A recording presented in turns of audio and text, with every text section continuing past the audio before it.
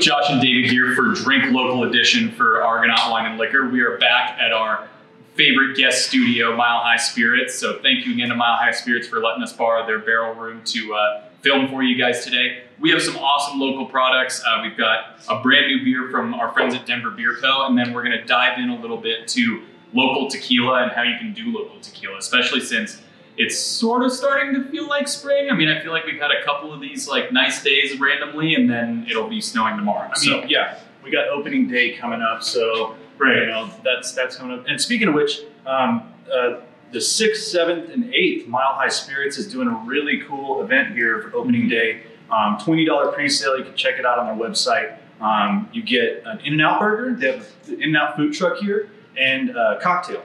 So I think there are some exclusions on what cocktail you can get, but definitely check that out. Yeah. So we're gonna start off with our friends from Denver Beer Company, the Tangerine Yum Yum. So what they're doing is a different variation every now and again of their, Princess Yum Yum.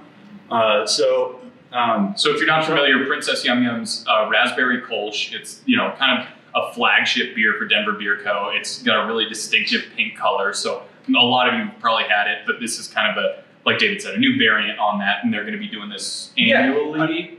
Yeah, not 100%, but right. So they'll be coming out with some other fruit variant of Yum Yum, with some frequency.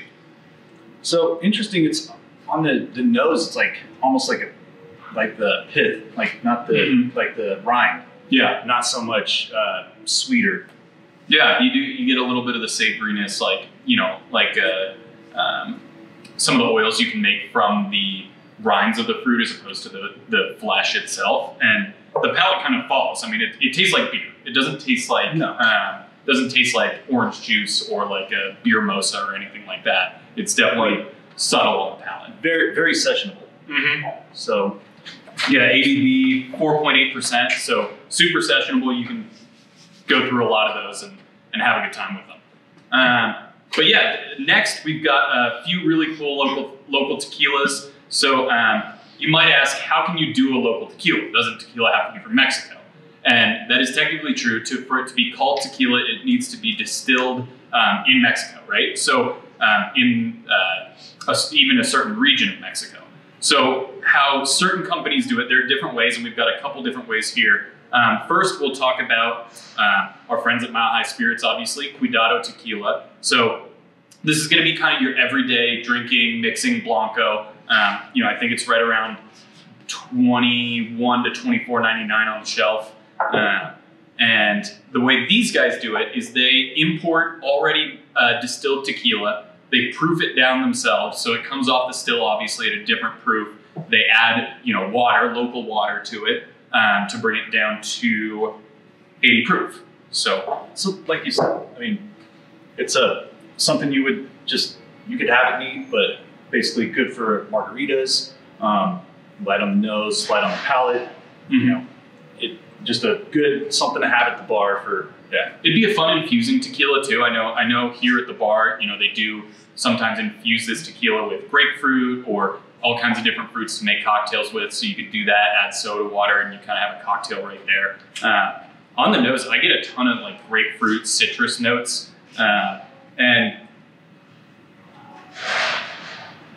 yeah, for an everyday, kind of well-type tequila, it is super smooth, easy drinking. You don't get that like agave bite that you can in some, less refined tequilas. I mean, they really did a good job of making something affordable, approachable, but something that even if you've had a bad experience or two with tequila, you might still enjoy. Yeah, good minerality to it as well. It's not on the sweeter side. No, not on the sweeter side at all. If you like that profile.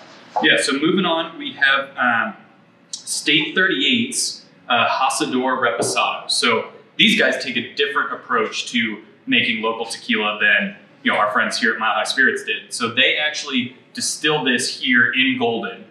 So that's why you can't, it doesn't say tequila on the label, right? Because legally it can't be called tequila. So this is a spirit distilled from Blue Weber agave, right? Essentially a similar process, but because of the labeling laws, has to be called something different. Like champagne.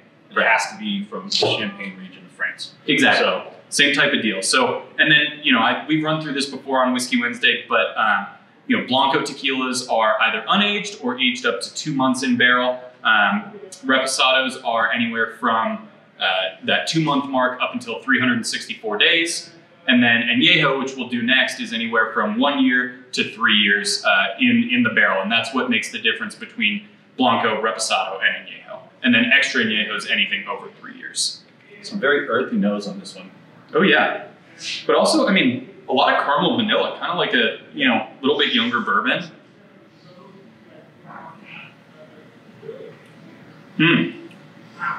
That's really nice. Get that caramel vanilla, like you said, almost tastes like a bourbon. Yeah, I mean, there's not a ton of the agave characteristic. For a Reposado, it's really taken on a lot of the barrel. But super smooth, easy drinking. I mean, you could make some pretty fun cocktails with that. Absolutely.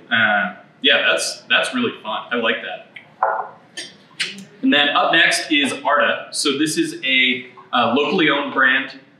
What they do is they import tequila from Mexico, bottle it, and this is the product. So another thing that's kind of cool about tequila, if you're ever curious about potentially a brand's flavor profile without having a ton of information on it, what you can do is go on the back, and there will always be a NOM number. So it says NOM and then a number. And what that is every distillery in Mexico has to have a legally identifying number. And there are websites where you can look up what tequilas are made at which noms. So you can look up, Arda, for example, is NOM 1360. And you can look up that NOM, see what's produced at that distillery. And if, there are other brands on there you like, it might have a similar flavor profile. Not always, but it's a good way of getting a start without, having to buy a bunch of tequila and try a bunch of different things. Yeah. On the nose in this one, we're going a little bit sweeter. I think the age picks up the French Limousine casks, right? I believe so. Yeah. Yeah, and you get a lot of barrel characteristic on the nose there. Definitely follows through. A lot of vanilla. Very good, very smooth. That's great. Big fan of this company. They've always done good stuff. Yeah, even like with some older bourbons, you get a little bit of that like nutmegs mid-palate spice. This has got a little bit of that, which is kind of fun. And I mean, I love the bottles. The packaging's fantastic. Looks awesome on a bar cart. These guys are great for gifts, and you can support local, which is always support great. A local company.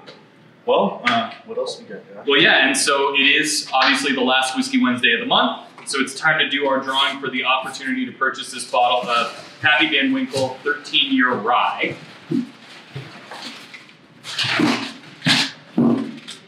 All right, let's see who we got. Lucky. Oh, easy one. All right, John Galligan. John Galligan, congratulations.